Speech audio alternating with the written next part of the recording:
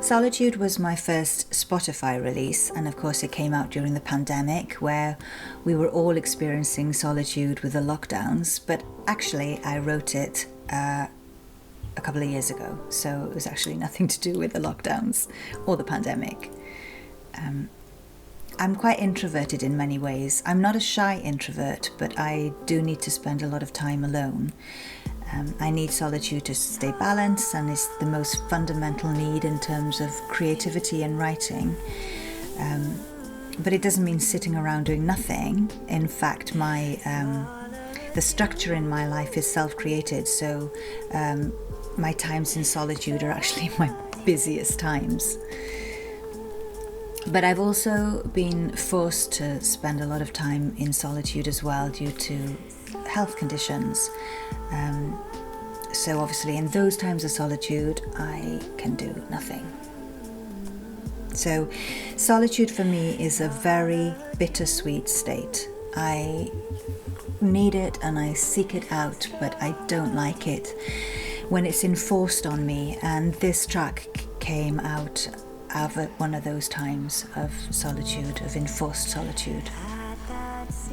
When you're in those broken states of solitude, you question the meaning of your life or even the point of your life. So obviously it can be a very dark state.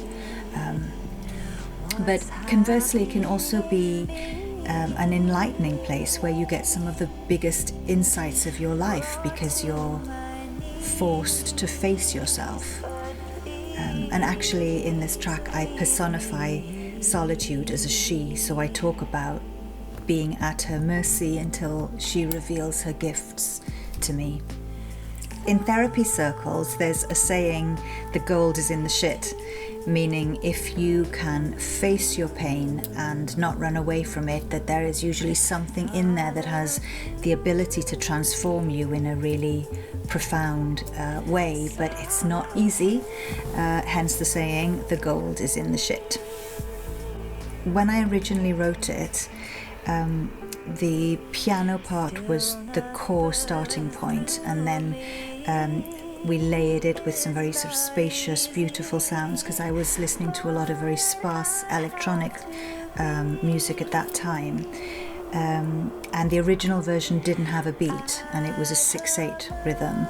And then when I came back to working on it, thinking I would release it because now everyone's experiencing solitude, so maybe this is the time to release solitude, I felt like I wanted a beat in there, so we created this 4/4 beat, and it made a very cool cross rhythm vibe then, and that's the version I released.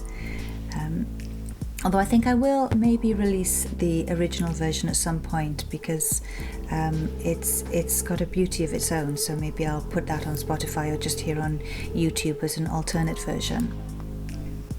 When I wanted to do a video for this track, I wanted the focus to really be on the music and not on me.